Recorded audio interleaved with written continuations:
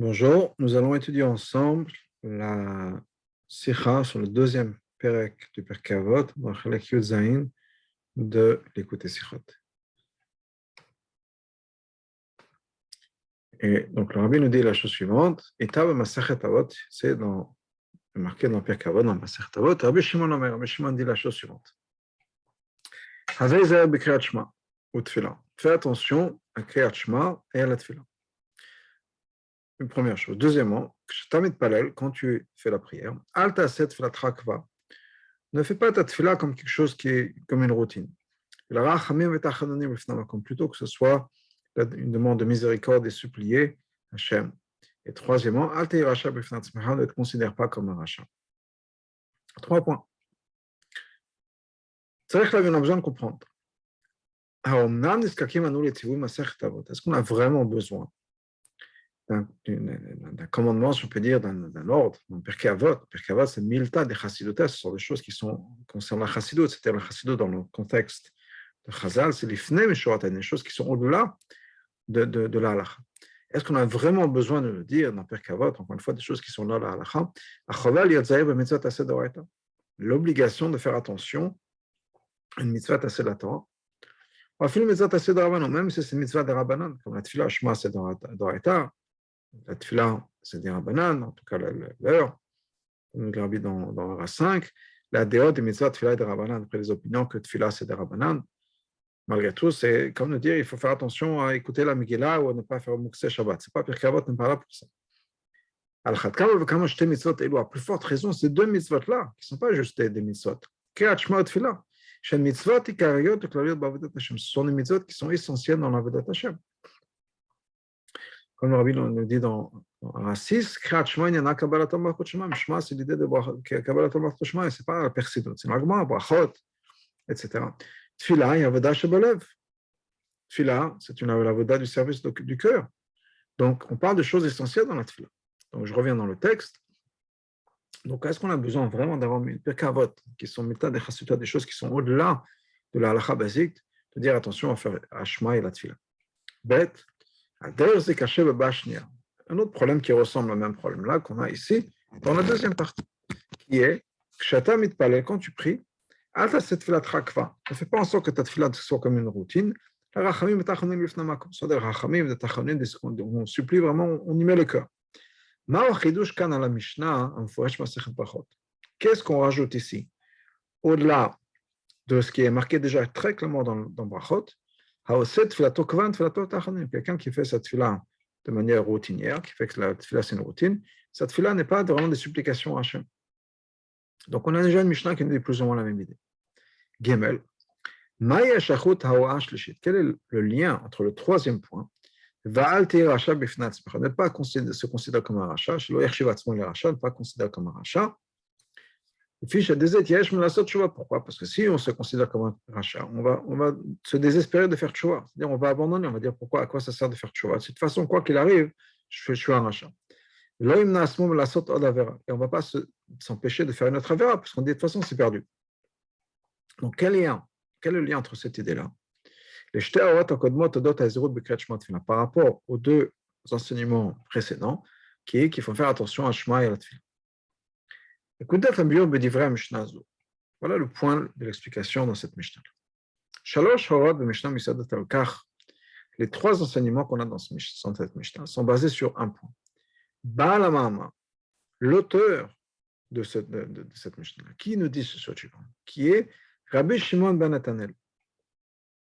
Rabbi Shimon ben Netanel, c'est un élève, ou un des élèves de Rabbi Yochanan ben Zakkai, et ils ont dit qu'il avait ces élèves-là, et qu'ils ont dit certaines choses, et on a Rabbi Shimon ben Netanel. Et lui, Rabbi Shimon ben Netanel, Torato monoto. C'était quelqu'un, toute sa vie, c'était la Torah. Comme on va voir plus tard, comme Rabbi Shimon ben Yochai, quelqu'un Sifret, qu'on va voir plus tard dans Sifret. Donc on parle de quelqu'un qui dédiait toute sa vie à la Torah. Mais au point, et on va le voir bientôt, on parle de gens qui ne font pas la tefila nécessairement tous les jours, parce qu'ils sont en train d'étudier. Et quelqu'un qui étudie toute la journée, vraiment, il n'y a rien dans sa vie à part la Torah, pas de travail, rien d'autre, c'est quelqu'un qui vraiment ne fait qu'étudier, et ils sont pas autour de la tefila, entre autres. Donc, Mais chez Torah, quelqu'un pour qui cette Torah, c'est son travail, c'est sa vie. Et non, ne s'arrête pas au milieu de l'étude de la Torah pour faire chemin. Qui devrait Rabbi Shimon bar Yochai Yerushalmi, comme Rabbi Shimon bar Yochai nous dit dans Yerushalmi, que Golanu, par exemple, nous, Shoskim et Talmud Torah, qui sommes en train d'étudier la Torah, Afilo le Kriyat Shema, on ne s'arrête même pas pour Kriyat Shema. À plus forte raison qu'il ne va pas s'arrêter pour la tefila. Ça dit que, comme la halakha est, quelqu'un qui, son travail, sa vie, c'est la Torah, on ne s'arrête pas pour la tefila. Et étant donné que Rabbi Shimon ben Natanael, c'est quelqu'un qui, de toute façon, lui, ne s'arrêtait pas pour Kriyat Shema tefila. Il a besoin d'enseigner et de prévenir ses élèves. Chez Birotam et Tanagato, que quand ils vont voir son comportement, c'est-à-dire que lui, il ne fait pas Shema, il ne fait pas la tefila, que ça ne leur cause pas un affaiblissement, si on peut dire, dans la tefila et dans le Shema. Voici, il l'a rajouté. Et une autre leçon par rapport à ses collègues, chez Af, eux, qui étaient aussi au même degré, c'est-à-dire dans le sens où ils étaient Toratam ou Manutam, que leur vie c'était la Torah. Mais ils n'étaient pas exactement au même niveau. Et donc, eux, ils s'arrêtaient pour Kriyat Shema, pas nécessairement pour la Tefila, mais au moins Shema. Comme les amis, les collègues de Rabbi Shimon bar Yochai, pas les élèves nécessairement, mais on va voir les chaverim, qu'on va voir plus tard dans cette Gimel. Il leur a dit, quand tu pries, fais en sorte que cette tefila ne soit pas juste une routine ou quelque chose que tu fais très rapidement. C'est vrai qu'on ne s'arrête pas pour la tefila. Mais quand tu pries, les moments où tu vas prier, parce que ça arrive que de temps en temps on prie. On sait que même ceux qui étaient Toratam Monatam, ils priaient de temps en temps. On fasse en sorte que la tefila, quand tu vas prier, ne soit pas faite comme une routine. C'est-à-dire que quoi, il est en train de penser, oh là là, je ne peux pas attendre de revenir à mon étude. Quand est-ce que je vais me débarrasser, si on peut dire, de ce joug, de cette pression de prier? Je voudrais repartir à étudier. Il pense, il regarde, quand est-ce que je peux pouvoir retourner à l'étude de la Torah? Il dit non, quand tu pries, ne regarde pas la tefila comme un fardeau, comme une routine, comme quelque chose dont tu dois débarrasser ou faire vite, parce que bon, c'est un mal nécessaire, si on peut dire. Au contraire, investis-toi dans la tefila, que la tefila ce soit vraiment des supplications, que tu ouvres vraiment ton cœur à Hachem. Et la même chose par rapport au troisième point. Ne se considère pas comme un rachat. Shafik Shua le Mala Rabbi Shimon ben Natanael. C'est aussi quelque chose qui était lié à Rabbi Shimon ben Natanael. On verra ça plus tard dans Seif Yud. Donc ça, c'est le point de base de cette explication de qui on parle. Maintenant, on va entrer dans les détails pour introduire, expliquer tout ça. Le Chora. On pourrait poser une question sur cette explication qu'on vient de donner. L'opinion de Rabbi Shimon bar Yochai, qu'on ne s'arrête pas pour le Kriyat Shema. C'est-à-dire que quelqu'un qui est Torato Monoto peut ne pas prier. Parce qu'il y a beaucoup d'opinions qui disent que prier, c'est la tefila, c'est uniquement midrabanan. Mais Kriyat Shema, c'est d'oraita. Donc, dans les Yerushalmi, Rabbi Shimon bar Yochai nous dit un grand chidouche, que pour Kriyat Shema, même pour Kriyat Shema, ils ne vont pas s'arrêter. Mais ça, c'est uniquement dans les Yerushalmi. Va le data Bavli, mais d'après le Bavli, c'est comme ça que la halakha est. Même ceux pour qui toute leur vie c'est la Torah, ils ne s'arrêtent pas pour travailler, ils ne s'arrêtent pas pour autre chose. Même des gens qui sont au niveau de Rashbi, ils s'arrêtent pour Shema. Donc on pourrait poser une question. Qu'est-ce que ça veut dire? Pourquoi est-ce que Rabbi Shimon ben Natanael inclut Shema dans ça en disant oui, on ne va pas s'arrêter pour Shema, mais attention, moi je ne fais pas Shema, mais vous faites-le, etc. On va expliquer ça. Basé sur un principe qui est mentionné dans les poskim entre le Yad Malachi, qu'il faut éviter au maximum des machloquettes entre le Bavli et le Yerushalmi, tant que possible. Même si on va donner une explication qui apparaît d'être un peu compliquée, si on peut dire, un peu, on va dire, tirée par les cheveux, dans le sens où peut-être que ce n'est pas très glatt, halak, mais en tout cas, si on peut éviter le machloket entre Bavli et Osham, il faut faire ça. Donc, basé sur ça. Mais c'est la logique nous dit qu'en fait, il n'y a pas une machloket entre le Bavli et Osham. La différence entre Rashbi et le Chavarav de Rashbi, c'est l'ami, c'est les collègues de Rashbi. La raison pour laquelle d'après Rashbi, on ne s'interrompt pas pour Kachma, parce que ça, qui est un Torah, chez nous, et c'est l'étude. Mais c'est aussi une étude. On ne va pas annuler une étude pour une autre étude. Et comme le Yosham continue d'après une explication. Shimon ben Yochai, הוא על ידי שהיה חדיד בדברי התורה. לפיכך אינה חביבה עליו קריאת שמע הייתה מדברי התורה. תראו רבי שמעון בר חי, il était très aiguisé, si on peut dire, dans l'étude de la Torah. Kriyat Shema n'était pas plus agréable, plus douce, plus appréciée par lui, plus que les mots de la Torah. Il disait, אפשר לומר, שדווקא, que c'est דווקא le רבי שמעון בר חי עצמו, לא היה מפסיק לקריאת שמע. דווקא lui ne s'arrêtait pas pour קריאת שמע. כדיוק הלשון רשב"י על ידי שהיה חדיד בדברי תורה. Comme ce qui est marqué, c'est que רבי שמעון בר חי, parce qu'il était constamment dans la Torah, אינה חביבה עליו, וקריאת שמע c'était pas חביב. מה שאין כאן, החבריי האלה לא היו מפסיקים לקריאת שמע. Par contre, les חברים de רבי שמעון בר חי, eux, ils s'interrompaient. Même si c'était des gens qui étaient aussi au niveau de Rabbi Shimon, au niveau de, pas de Rabbi Shimon exactement, mais un point où Toratam ou Monotam. Dans Toratam ou Monotam, il y a différents degrés, pas nécessairement au niveau du temps. Au niveau du temps, effectivement, ils passaient leur journée à étudier. Il n'y avait rien d'autre dans leur vie. Mais à quel point ils étaient plongés dans la Torah, à quel point la Torah faisait partie d'eux, à quel point est-ce qu'ils étaient un avec la Torah. Donc la même chose par rapport à Rashbi. On peut dire qu'effectivement, il y avait une différence. Avant que Rabbi Shimon était dans la cave, il a passé les 13 ans dans la cave, et après. Et étant donné qu'il a gagné des madrigotes, on va voir tout de suite, après d'être sorti de la cave, après les 13 ans qu'il a passé en isolation, à ce moment-là, il a arrêté de faire chemin. Quand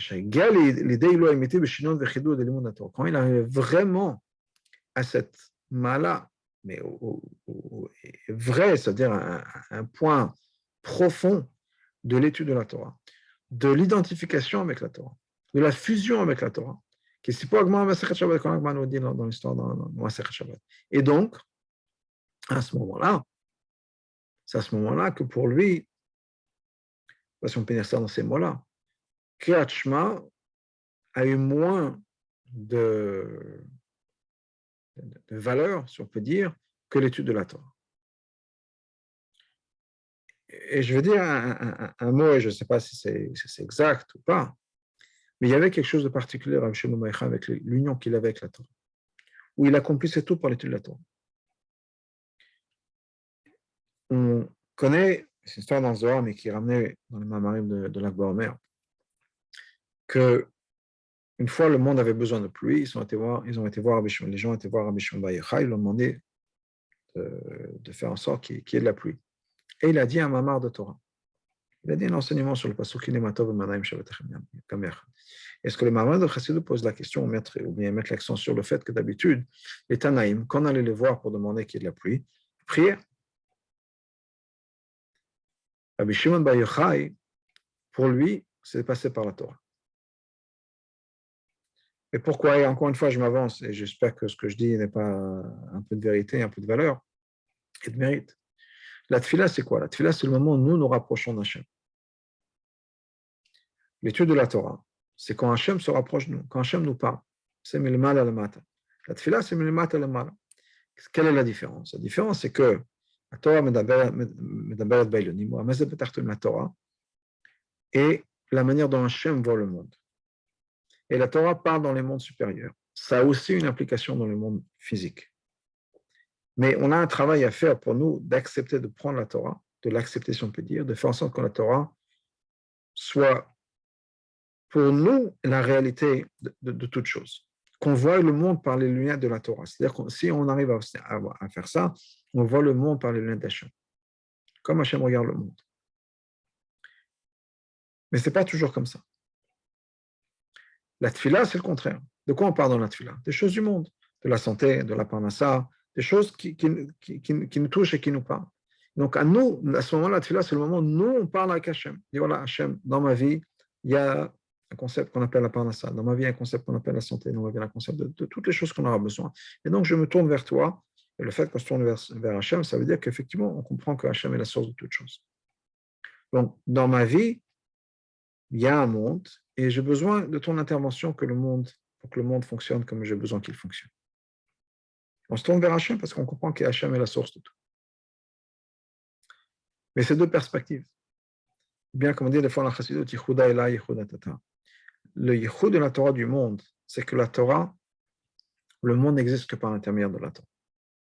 Comme on dit dans la Tfila, comme on avait expliqué dans les Hashimot, on dit Al Tikra Lichot Ela Alachot, on dit juste avant les nodes, dans Tamir Chachamim, Abishanu Ba'olam, etc. Al Tikra Lichot Ela Alachot. Ce qu'on a bien expliqué, c'est qu'il n'y a rien dans le monde qui existe si ce n'est pas connecté avec une halakha dans la Torah. Rien ne peut exister dans le monde si ça n'a pas une relevance dans la Torah. Parce que la Torah, c'est vraiment les plans du monde. Mais on ne le voit pas toujours tout comme ça. Nous, c'est le contraire. On voit le monde et on cherche quelle est la halakha dans ce cas-là. On va sur la Lune. Est-ce que j'ai des halakhot à savoir? Mais la Lune, elle existe. Des gens qui partent sur la Lune, des gens qui voyagent en espace, ça existe. Il y a juste avant Pessah, il y a un astronaute israélien qui est parti, on lui a amené des matzot. OK. On a besoin de tout ça. Rabbi Shimon Bar Yochai, et ce que Rabbi va nous dire tout de suite, c'est que la même chose de Rabbi Shimon Ben Nathanaël, ce n'est pas quelqu'un qui voyait une différence entre le monde et la Torah. Il était immersé, mais de la manière la plus profonde possible dans la Torah. La Torah était sa vie, plus que d'autres. Donc, ce n'est pas juste une question de temps. Il s'identifiait avec la Torah à 100%. Quand il voyait le monde comme ce que le Rabbi décrivait. Il n'y a rien dans le monde qui existe si ce n'est pas connecté à la Torah. Mais c'était sa vision du monde. Donc pour lui, le Yichud Hashem, Shema Yisrael Hashem, Elokeinu Hashem Echad.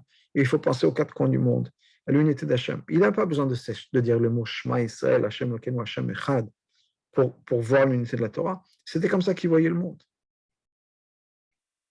C'est comme ça qu'il voyait le monde. Le monde n'existait que par l'intermédiaire de la Torah. Donc lui, il trouvait dans chaque mot de la Torah l'unité d'Hachem. Et donc, c'est pour ça que, à son niveau, il n'a même pas besoin de Shema. Shema, je dirais peut-être une certaine manière de dire que le monde Hachem Elokeinu ou Hachem Echad, qu'Elokim existe, et que Echad, il faut penser que Hachem est un. Dans le Chet, c'est dans les 7 ciels et la terre. Et le Dalet, c'est les 4 coins du monde. Ça a peut-être moins de valeur, parce qu'on nous parle du monde, que de dire qu'il nous halakha. Dans la Torah, un passouk dans la Torah. Parce qu'un passouk dans la Torah, ça, pour lui, c'est l'unité d'Hachem. C'est la source du monde. Donc, il voyait l'Achdut d'Hachem encore plus par la Torah que pas nécessairement juste par ce passouk-là. Donc, Yesh Lomar, je continue dans le texte, Yesh Lomar, Rabbi Shimon ben Nathan aliyah b'dogmat Rashbi. Rabbi Shimon ben Nathan était au même niveau que Rashbi, après qu'il soit sorti dans la cave, quel kaman, c'est pour ça qu'il n'est pas sorti de Krashbi. Inyan, c'est cette idée-là. Chez Rashban, הייתה תורתו אומנותו בדומה לרשב"י, que Rashban était au même niveau de תורתו אומנותו comme Rashbi.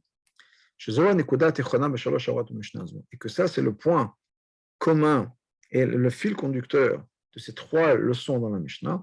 מרומז בכך שמסדר המשנה לא הזכיר לשם אביו של בעל המאמר. On trouve une allusion en fait que le Mesader HaMishnah, la personne qui a rédigé les Mishnayot, n'a pas mentionné le nom du père de la personne qui dit ça.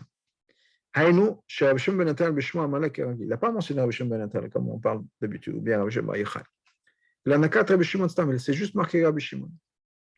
Shari Bichlal, Stam Rabbi Shimon Bar Yochai. En général, on a un principe dans la Mishnah que Rabbi Shimon, dans le Pirkei Avot, que Rabbi Shimon, c'est Rabbi Shimon Bar Yochai.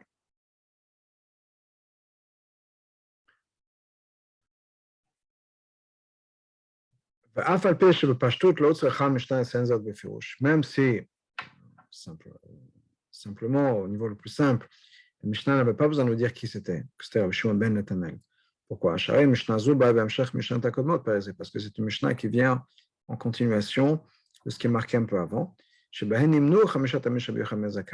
dans lequel on nous a donné la liste des 5 élèves de Rabbi Yochanan ben Zakkai, pardon, Rabbi Shimon ben Netanel. Parmi eux, on avait Rabbi Shimon ben Netanel. Après ça, Neymar, ensuite on est dit, eux, c'est-à-dire, même, chacun de ces élèves de Rabbi Yochanan ben Zakkai, on dit 3 enseignements, donc on comprend que quand il s'agit de Rabbi Shimon, c'est Rabbi Shimon ben Netanel, puisqu'il fait partie des enseignements donc, qui sont partagés par les élèves de Rabbi Yochanan ben Zakkai. Donc on comprend de qui il s'agit. Mais malgré tout, malgré tout, on est que chaque chose dans la Torah est exacte. Et non seulement ça, mais les enseignements de Rabbi Shimon ben Netanel sont mis dans une Mishnah de part elle-même. Il y a plusieurs Mishnahs entre la Mishnah qui est la nôtre, où Rabbi Shimon nous donne ces enseignements-là, et la Mishnah quelques Mishnahs plus tôt, où nous donne la liste des élèves de Rabbi Yochanan ben Zakkai. Et d'ailleurs, il est possible de se tromper. Et quelqu'un qui va étudier juste cette Mishnah-là, va penser que la personne qui a dit cette Mishnah-là, c'est Rabbi Shimon bar Yochai. Mouvan, on comprend. Donc, Mitzad, le pnimiyut de cet enseignement, qui est l'enseignement de Rabbi Shimon ben Netanel. Ce qui est important ici, ce n'est pas le fait qu'il soit Rabbi Shimon ben Netanel, et là, Hiyot Rabbi Shimon Stam, mais le fait qu'il soit Rabbi Shimon. Chez Niano, Ken Rashbi. Et le Nyan de Rabbi Shimon, c'est comme le Nyan de Rabbi Shimon bar Yochai. Et donc, on comprend qu'il y a un lien. C'est pour ça que le Mesader à Mishnah, et comme le Rabbi nous dit souvent, mais entre autres dans une ara ici, que tout est bashgar hapatit, rien dans la Torah est par hasard. Ici, le fait qu'on mentionne uniquement Rabbi Shimon, Stam, sans mentionner est-ce que c'est Rabbi Shimon bar Yochai ou Rabbi Shimon ben Netanel, c'est parce qu'il y a un point commun qui s'appelle. Voilà l'explication.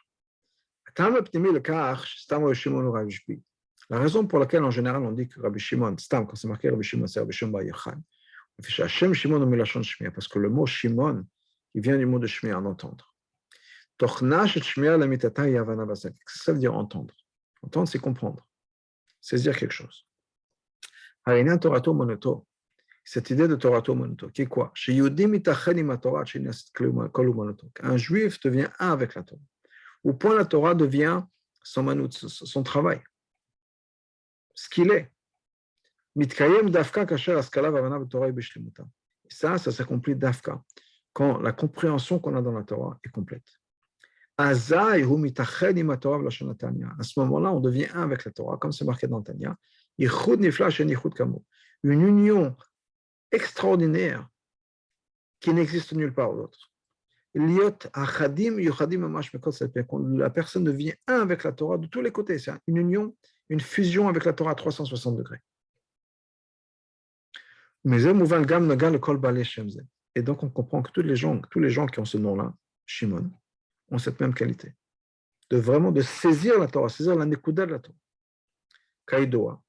Chez Shmotem, chez l'Israël, on sait que les noms juifs, pas Tanaïm en particulier chez les Tanaïm,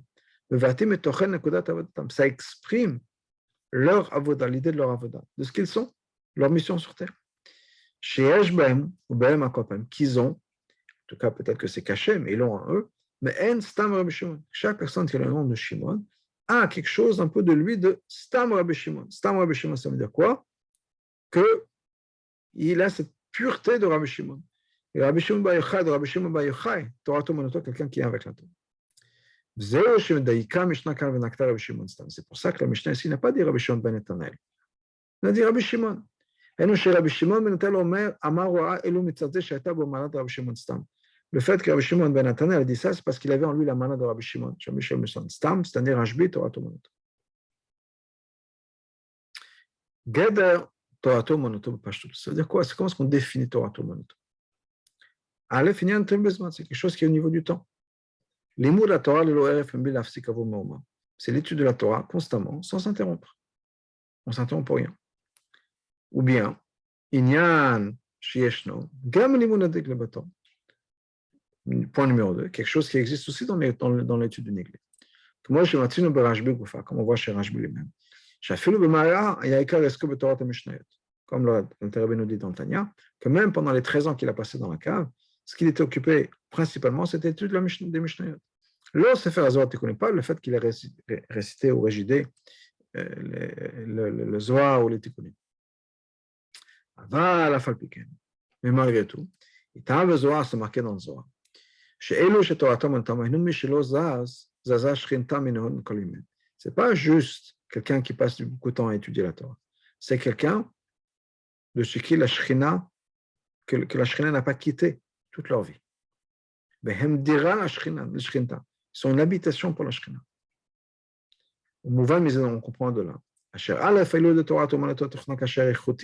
fait qu'on parle de Torah, ce n'est pas une question de semaine, de temps. La personne passe toute sa journée à étudier. C'est une question de qualité. C'est-à-dire, toute l'existence de la personne est pénétrée par la Torah. Le fait que cette personne-là, toute l'existence de cette personne, l'identité de cette personne, le fait que ce soit une dira, une habitation pour la Shrina. Et ça, ce n'est pas quelque chose qui est juste lié à la compréhension de la Torah. Il comprend beaucoup. Et la Beika, les notes de la Torah, c'est plutôt un lien qui est fait avec celui qui donne la Torah, avec Hachem, Shrinta. Et ça, c'est qu'on étudie à ce niveau-là, c'est une étude qui est Shach Dafka Pnimat Torah. Une fois, j'ai été connu Zohar, comme c'est marqué dans Tikkun Zohar, chez Marek Kabbalah Dafka Avdin le Shrinta Dira, que ce sont Dafka les maîtres de Kabbalah qui deviennent une Dira pour la Shrina. C'est aussi la base, le fondement de ce qu'il expliquait dans la Chassidut. Que l'imoud Torato Monoto, qu'on parle de quelqu'un qui est Torato Monoto, ce n'est pas encore une fois quelqu'un qui est juste à passer la journée à étudier la Torah. On parle de quelqu'un qui, quand il étudie, c'est les paroles d'Hachem qui sortent de sa bouche. Haïnou. Les mots de Torah qu'il dit, c'est comme si Hachem parlait par sa bouche. Il répète les mots qui sont dits par Hachem, si on peut dire. Parce que des mots comme ça, c'est une étude comme ça, une vie comme ça, c'est quelque chose qui vient du bitoul parfait et complet à celui qui donne la Torah à Hachem. Au point où il devient une habitation pour la Shrina.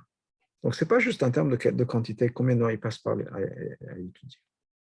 On parle de quelqu'un qui était complètement battu à la Torah. Il n'est que le transmetteur de la Torah. Il n'est que la révélation d'Hachem. Basé sur ça, on comprend. Quand on parle de Rashbi qui était Torah Monoto, mais ça dit Kabbalah, c'est parce que c'était un maître de Kabbalah. Adab, au contraire. C'est lui qui a influencé l'étude de la Torah, de Pnimut Torah aux autres Tanaïm. C'est pour ça qu'il est au niveau le plus élevé en ce qui concerne cette idée de Torah Monoto.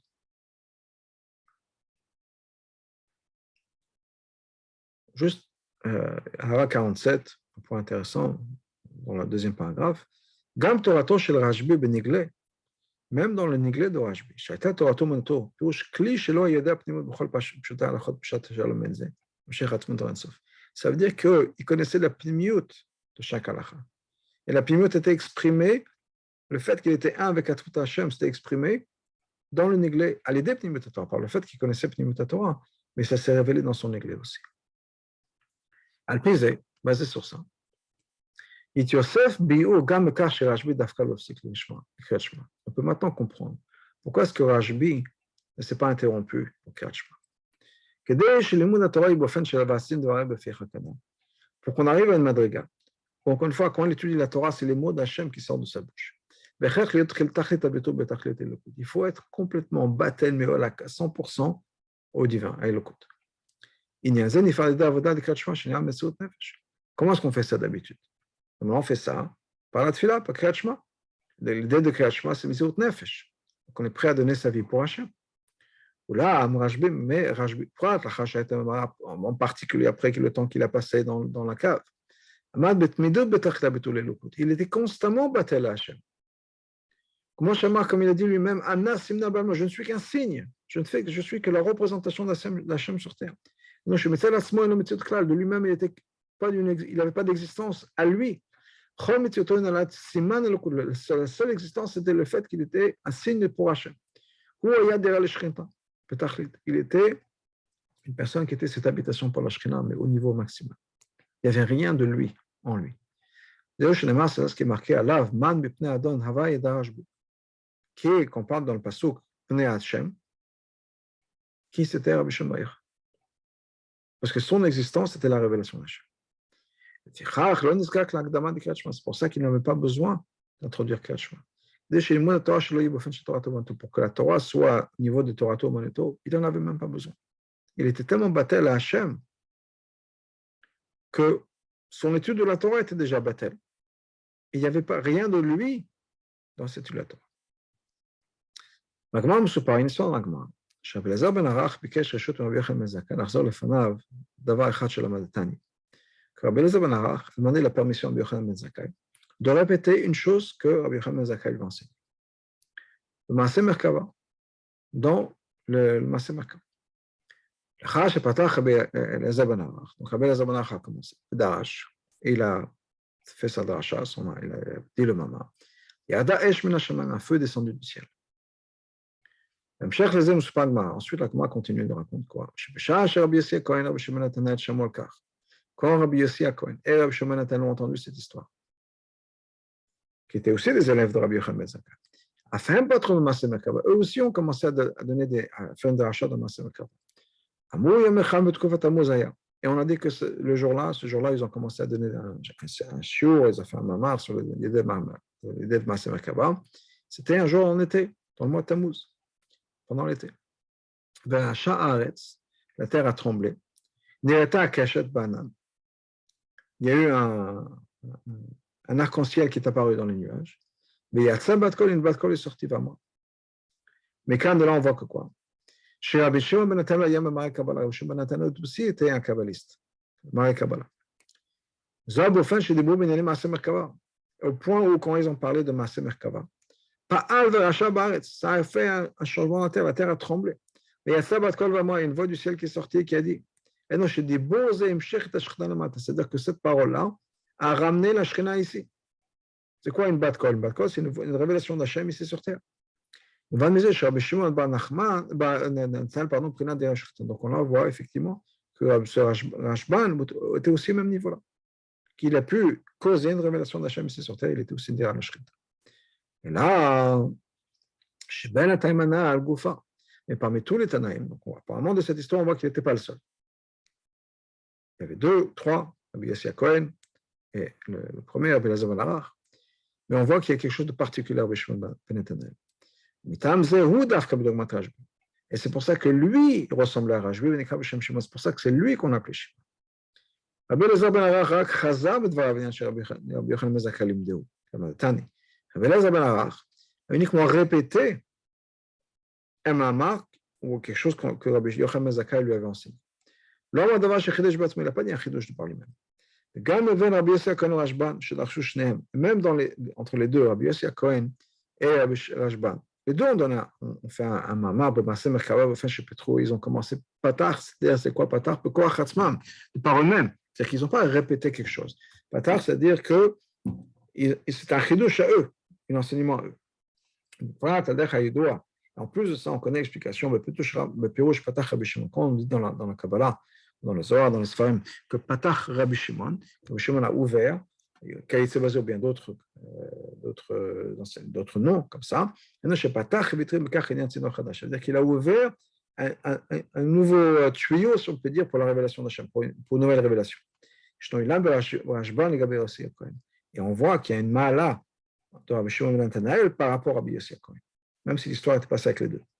C'est-à-dire, le fait que l'autre, Rabbi Yossi Cohen est un Cohen. Cohen, c'est quoi? C'est quelqu'un qui est prêt à servir, il est fait pour ça, si on peut dire, à servir Hachem. Rabbi Yossi Cohen arrive à Meirusha. Être un Cohen, comme sur Rabbi Yossi HaKohen. C'est quelque chose qui vient qu'on hérite, quelque chose on reçoit de son père. Donc, même quand il va commencer à enseigner des nouvelles idées dans la Kabbalah, des nouveaux concepts de Kabbalah, amener des nouvelles Amshachot, il a le koach de ses parents d'être un Kohen. La preuve que quelqu'un est vraiment une habitation pour la Shekhinah. C'est-à-dire que toute son existence ne fait que un avec la Shekhinah. C'est quand cet enseignement de ce chidouche, on peut dire à lui, ces enseignements à lui dans le Maaseh Merkava, au point où ça va avoir un impact sur la terre ici, que la terre a tremblé. Ça, c'est quand ça vient de la personne par elle-même, sans rien de l'extérieur. Ça, c'est Dafka Rabbi Shimon ben Netanel qui a. Shelo Nikra Kohen, il n'était pas un Kohen. Alors, Shelo Aya Kohen, c'est-à-dire qu'il n'était pas un Kohen. C'est-à-dire que même s'il n'avait pas l'avantage d'être un Kohen, malgré tout, il a atteint une madriga sans l'aide du ciel, si on peut dire le fait qu'il est un Kohen, où il a pu lui-même ouvrir des nouvelles révélations, des nouveaux tuyaux de révélation d'Hachem ici sur terre.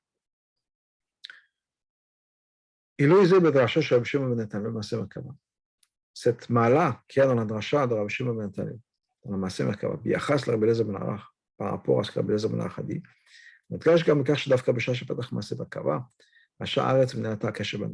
on voit aussi exprimé aussi dans le fait que quoi, quand il a dit son mama, il se passait la terre a tremblé, et il y a eu du bruit, et Nerata Keshebanan, on a vu l'arc-en-ciel.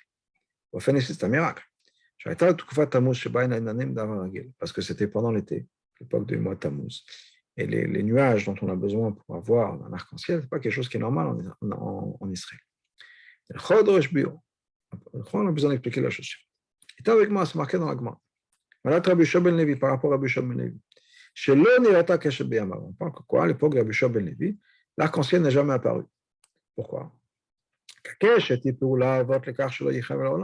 Parce que l'arc-en-ciel, c'est une action, c'est un signe que Hachem ne détruira pas le monde.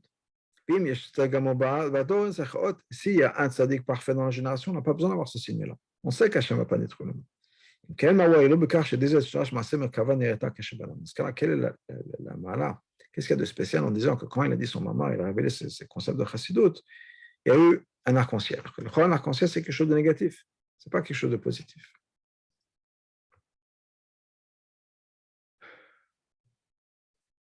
Voilà l'explication. Quand il s'agit de l'arc-en-ciel, on trouve deux choses. Premièrement, c'est un signe qu'il n'y aura plus de Maboul. Hachem ne va pas mener de déluge sur le monde. Deuxièmement, bête, sur ça c'est marqué, d'avoir shemokesh, quelque chose qui est comparé à moi. L'arc-en-ciel, c'est comparé à Hachem. Que l'arc-en-ciel était comparé à Hachem. C'est pour ça que la halakha est, on n'a pas le droit de regarder un arc-en-ciel.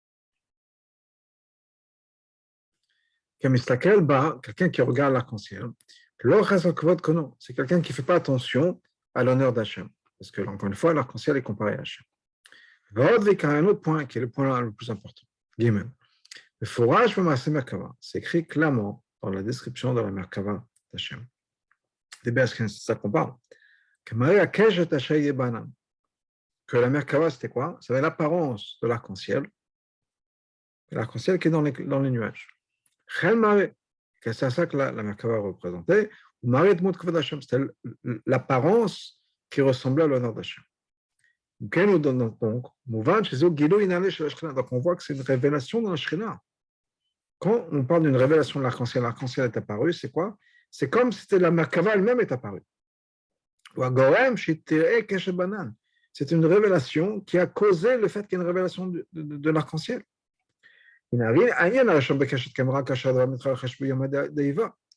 Maintenant, l'idée de l'arc-en-ciel, c'est quelque chose qui arrive, qu'une révélation que la chaîne ne va pas détruire le monde, même si c'est tous les jours. Un jour, il y a un jour, il y a des nuages, où il pleut, il y a du soleil. Et dans ce cas-là, effectivement, on a une révélation arc-en-ciel qui nous dit que Hachem ne va pas détruire le monde. Le fait qu'il y a un jour qui est nuageux, Ça veut dire que c'est un jour où il y a des gvorot, il y a des jugements, un jour difficile. Par contre, quand il y a des nuages et quand il y a l'arc-en-ciel qui apparaît, en plein été en Israël, quand il n'y a pas de nuages, il n'y a pas de pluie, et ça vient parce qu'on a dit un mama sur Maaseh Merkava.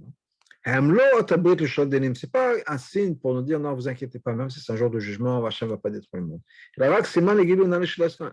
C'est juste une révélation, ça nous montre que la Shekhinah est révélée.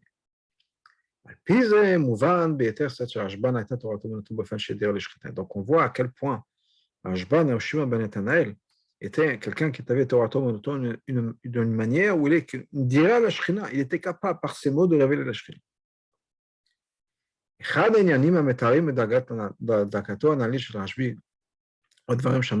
Une des choses qui nous décrit la Ma'ala de Rav Shema Yochai, quelque chose que lui-même avait dit.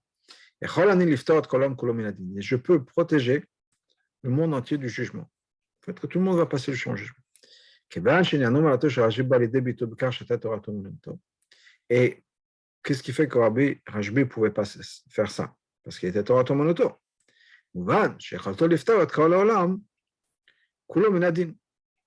le fait, cette habilité, cette capacité de pouvoir enlever le jugement du monde entier, c'est pas, ça vient, c'est une dérivée de cette idée de Torah Monoto. Donc, une autre personne qui a le même degré de Torah Monoto pourrait avoir le même effet. On a expliqué longuement dans un autre endroit. Le Mamaro shel Rashbi, que Rabbi Shimon ben Yochai nous dit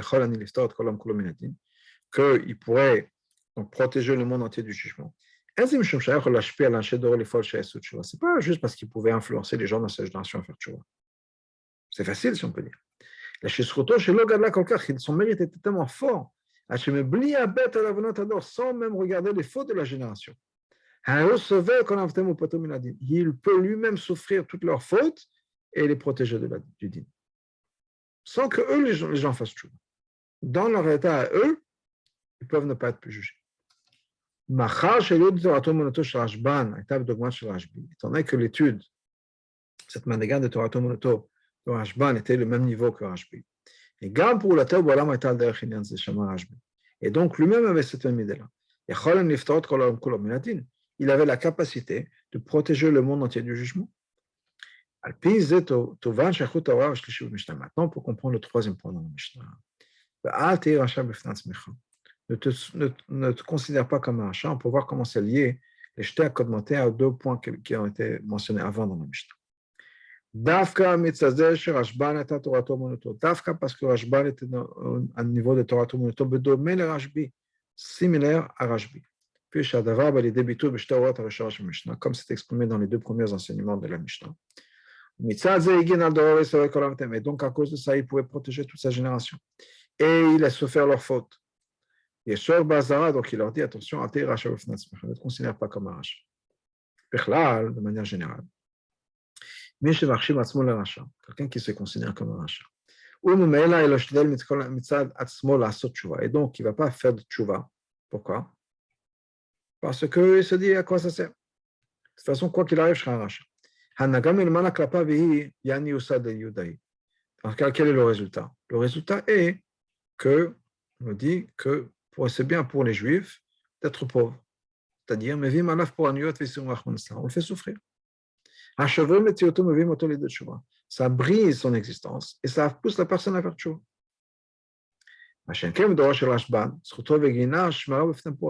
Par contre, à la génération de Rashban, son mérite a protégé le peuple juif de tous les problèmes. C'est pour ça qu'il avait besoin de leur dire aux gens, attention, ne vous considérez pas comme un rachat. Il faut savoir, chaque personne peut et doit faire tchouva. Et au bout du compte, personne ne sera rejeté. On va tous faire tchouva. Terminons encore plus que ça. Et on n'a même pas besoin d'avoir des souffrances qui vont nous pousser à faire tchouva. On peut faire tchouva par une abondance de choses, une vie paisible et sereine. On aura tout ce qu'il faut. Voilà, c'est la fin de la sikha. vous regarderez dans la Sikha, sont une Sikha qui sont prises sur 3 Shabbatot. Balotra, Shlach et Balak. Le Rabbi expliquait cette Mishnah sur plusieurs Shabbatot, et entre autres, un point, qui est la différence entre Rabbi Shimon Bar Yochai et Rabbi Shimon Netanel, qui était vers la fin de la manière des femmes moyennes. Quand le Rabbi a dit la première partie de la Sikha, donc par Shabbat Lotra, oui, c'était le quart du bio, là-bas, on a l'impression qu'il parlait de Rabbi Shimon comme ça, Rabbi Shimon Bar Yochai. Et plus tard, le Rabbi a dit qu'il était déçu que personne n'a fait de commentaire, que ce n'était pas dans la Mishnah, ce n'est pas Rabbi Shimon Bar Yochai.